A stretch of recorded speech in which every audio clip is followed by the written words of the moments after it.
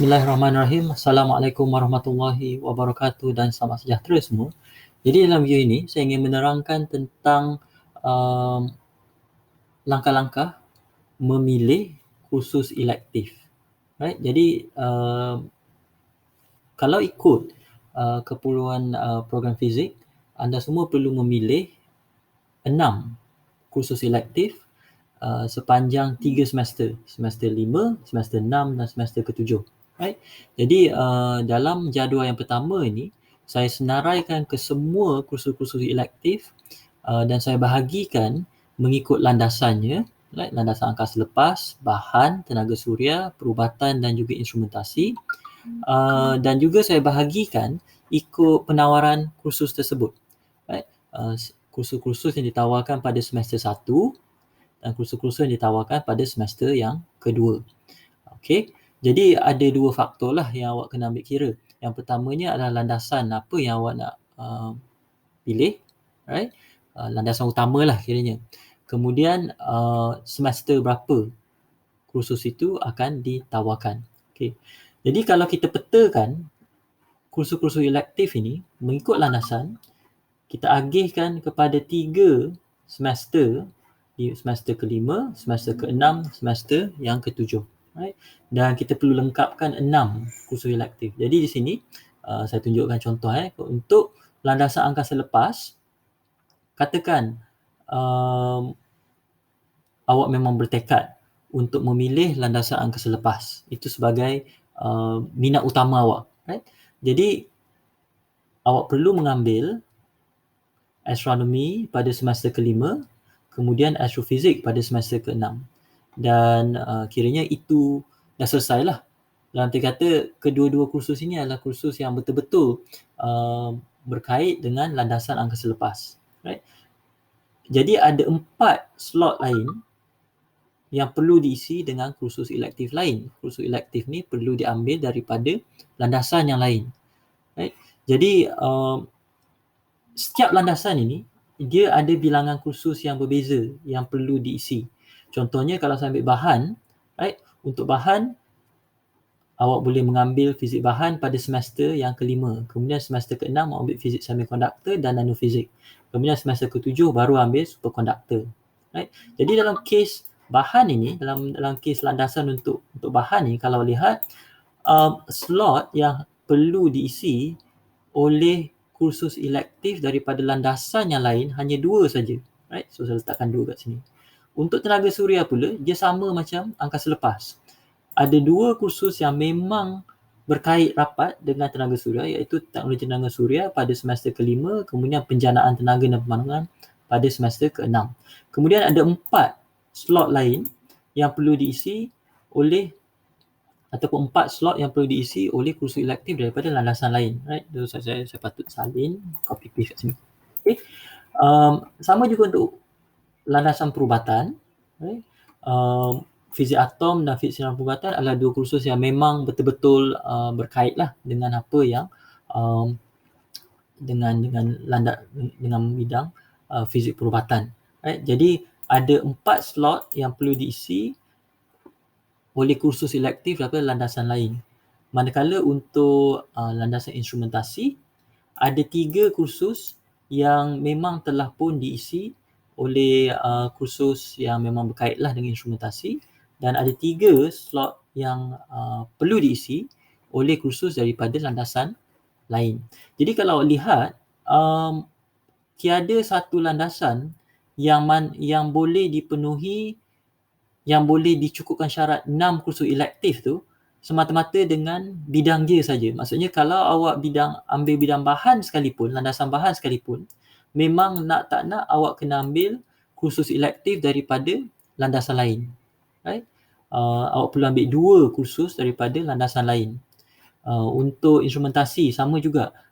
Nak tak nak awak kena ambil 3 kursus daripada landasan lain.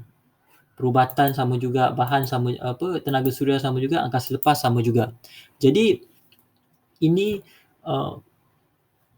bermaksud bahawa meskipun awak dah pilih landasan yang merupakan minat utama awak, tetapi pada masa yang sama awak juga perlu mengambil kursus elektif daripada landasan lain.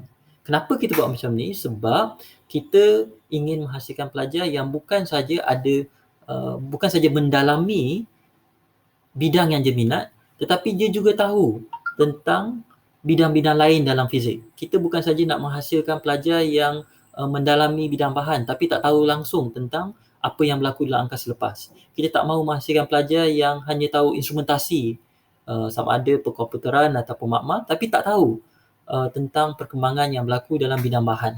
Right? Jadi sebab itu ada slot-slot yang perlu diisi oleh kursus elektif daripada landasan lain. Right? Cumanya kursus-kursus elektif yang yang awak perlu ambil untuk mengisi slot yang berbaki ni, dia tidak perlulah sedalam, right? Tidak perlulah jadi kursus yang mendalam ataupun yang sangat mengkhusus, right? Sebab memadai untuk awak mengetahui secara pengenalan saja.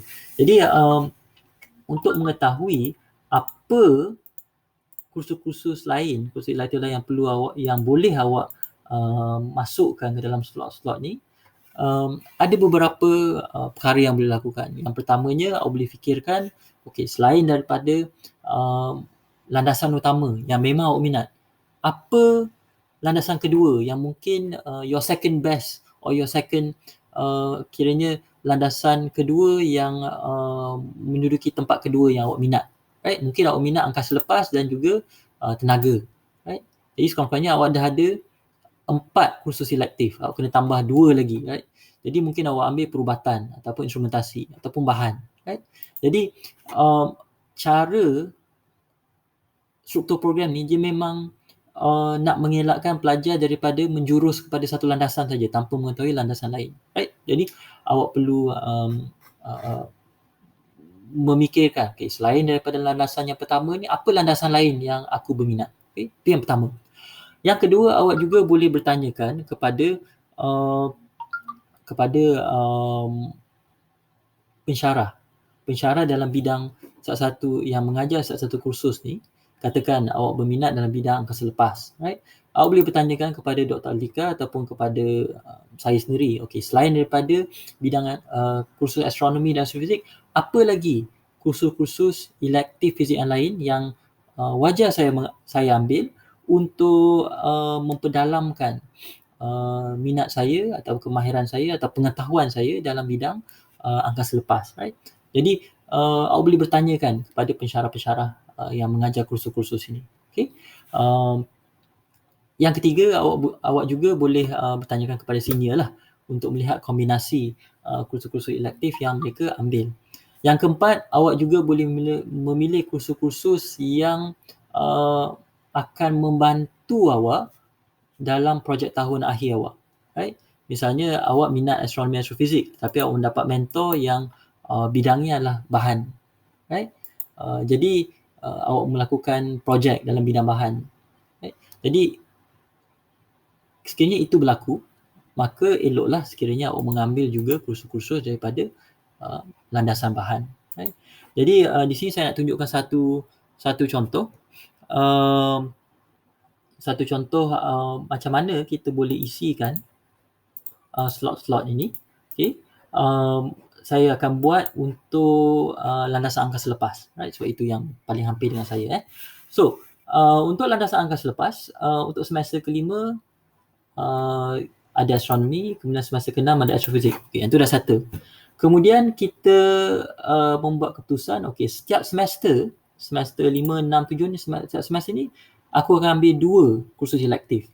Jadi untuk semester kelima dah ambil astronomi. So dah settle satu. Tinggal satu lagi slot untuk semester yang kelima ni. Jadi apa yang kita boleh ambil? So kita lihat di sini. Kalau saya mencadangkan awak mengambil sama ada boleh ambil fizik atom ataupun fizik komputasi, right? Ataupun fizik tenaga suria pun boleh ambil juga sebab ketiga-tiga ni memang agak hampir jugalah dengan angkasa lepas. Jadi katakanlah awak memilih untuk mengambil fizik komputasi. Okay. Kemudian untuk semester ke-6 pula, awak dah ambil astrofizik, right? Kemudian sekali lagi ada satu slot yang belum diisi. Okay, jadi apa yang awak nak ambil? So di sini awak dah belajar tentang perkomputeran, ini pula awak nak belajar tentang amali, tentang tentang peralatan kan. Jadi awak boleh ambil kaedah fizik uji kaji. Okay. So untuk semester ke-7, right, awak dah habis dah ambil kursus yang berkaitan dengan landasan angkasa lepas yang ditawarkan pada semester 1. Right. Jadi ni awak dah ambil, right? Tu awak dah ambil. Tu awak dah ambil. Kemudian yang fizik komputasi pun dah ambil juga. Okey. Jadi cuma tinggal yang lain ini saja. Okey, fizik bahan, superkonduktor, teknologi jaringan suria, fizik atom, peralatan khusus. Jadi di sini awak boleh pilih. Adakah awak boleh pilih berdasarkan bukan minat awak, tapi selain daripada angkasa lepas, apa lagi cabang fizik yang awak minat? Right? Jadi mungkin awak nak tahu tentang bahan. Jadi awak boleh ambil fizik bahan. Dan kemudian mungkin awak juga berminat tentang menangkan dah cakap pasal bahan, pasal jirim semua ni. Jadi awak rasa, oh fizik atom pun macam menarik juga untuk ambil. Lagipun fizik atom ni memang berkait dengan astrofizik kan, sebab kita dalam astrofizik kita perlu tahu tentang struktur atom itu untuk menganalisis spektrum, iaitu cahaya yang kita dapat daripada spektrum cahaya yang kita dapat daripada bintang.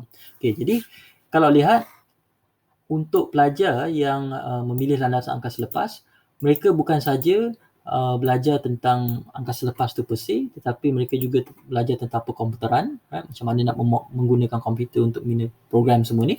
Mereka juga belajar tentang aspek amali, right? Macam mana nak membina radas, macam mana nak menyambungkan litar semua tu, macam menganalisis data misalnya. Dan mereka juga belajar tentang bidang selain daripada angkasa lepas, iaitu fizik bahan dan juga fizik atom. Right? Jadi dah lengkap lah 6 kursus elektif. Right? Jadi kalau lihat, pelajar ini bukan saja akan tahu tentang angkasa lepas, tetapi juga akan tahu tentang bahan. Right? Jadi pelajar tu dia lebih seimbang lah dia punya dan lebih meluas pengetahuannya. Okay? Jadi saya harap ini saya dapat membantu memberikan gambaran kepada awak semua macam mana nak memilih kursus-kursus elektif fizik supaya dia sesuai dengan landasan yang awak pilih dan juga dengan semester-semester yang berbeza ini. Okay? So sekian, terima kasih.